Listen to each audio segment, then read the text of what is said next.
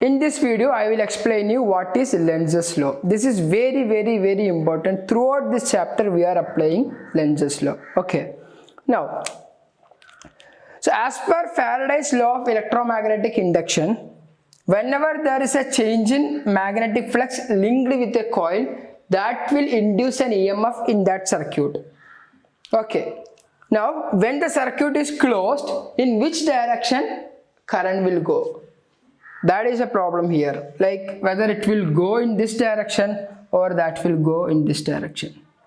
So the direction has been defined, even Faraday has given the value, but with the definition, with the proper definition, it has been told by Lenz's law.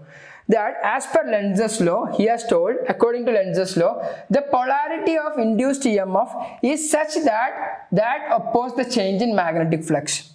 So in this example, I will explain you how it will oppose the change in magnetic flux. Now the magnet is taken towards the coil. So magnetic flux is increasing, right? So here the intensity is less. When we are moving it towards this, see what is the equation for magnetic flux? BA cos theta. Now out of that, A is not changing, cos theta is not changing, but magnetic field intensity is changing, so thereby the whole flux is changing. So we are increasing the magnetic flux. Now it has to oppose it. How can it oppose the change? By creating a north pole here. So whenever a current is passing through a coil, it creates a magnetic field, and magnetic field created will always be existed as a dipole, which means that will have a north pole and south pole. Wherever there is magnetic field associated with that, there will be a north pole and there will be a south pole. Okay, now one possibility is this side it can behave as south, this side it can behave as north, and another possibility is this side it can behave as north, this side it can behave as south. But it has to oppose the change, right? How it can oppose the change? By creating a north here. If it creates a north here, then this will be opposing it. See, this won't allow the magnet to come towards it. So what we have to do, we have to apply force to make this motion happen. So this side, it will behave as a north pole. So north pole means current going in counterclockwise direction.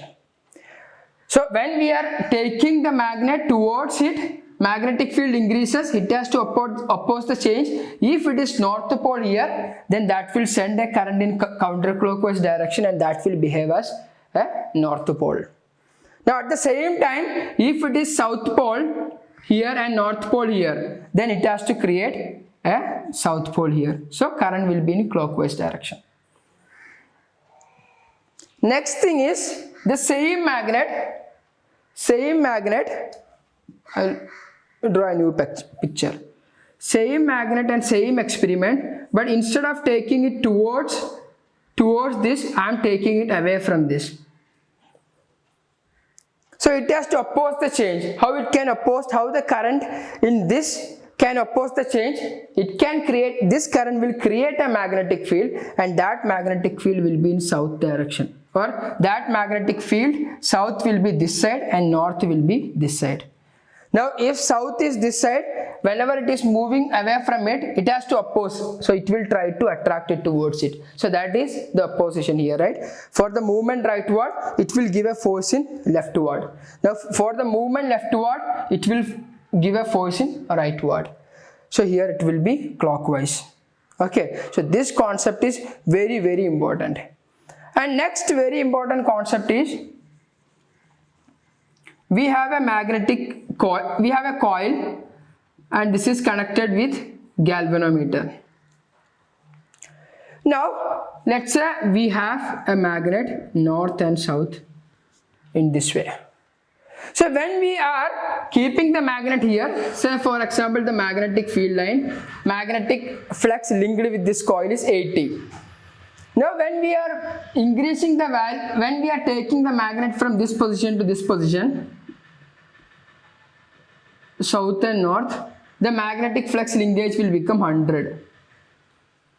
So this doesn't like change in magnetic flux, it have to maintain 80. So what it will do, this will send a current through this, and now it will create a magnetic field lines in this way, so that this magnetic field line will be opposite to this external magnetic field.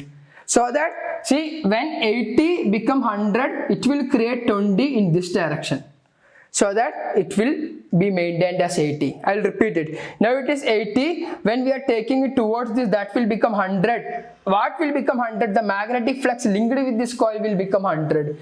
Now the coil doesn't like change in magnetic flux. So what it will do? It will create a magnetic field. How magnetic field can be created? Only moving charge can make magnetic field, right? So it will send a current through this, and that current will be creating a magnetic field lines in this way, and that will be opposite to this, and that will be minus 20. Which means 100 minus 20, that will try to maintain as 80. Now next example, I have a coil in this way, and it is connected with galvanometer, and now I have kept a magnetic field here, north and south, and this field is creating a flux of 100 here. Now when I am taking it away from this, then 100 become 80, but this doesn't like change. So it have to maintain a flux of 100 here. So what it will do? This will create a magnetic field in the same direction. What will be the value? 20. So the total magnetic flux will remain as 100. Is that clear with you? That is very important. Here in this case, it will create a magnetic field. How it will create a magnetic field? By inducing a current through this. And that magnetic field will oppose this to remain it as, to keep it as constant, which is 80. So 80 become 100, it will create 20 in this way, so that it can maintain a value of 80. Now here 100 become 80, it doesn't like the change, it need 100 linked with the coil. So what it will do? It will create 20 by sending a current through this, and that will be maintained as 100. So these are the possible two explanations. Here I have explained with respect to polarity, here I have explained with respect to the magnitude of flux linked with the coil. Anyway, it is the same, but the representation should be E is equal to minus d phi by dt, and this minus represent Lenz's law. Lenz's law, very important concept. Okay, thank you.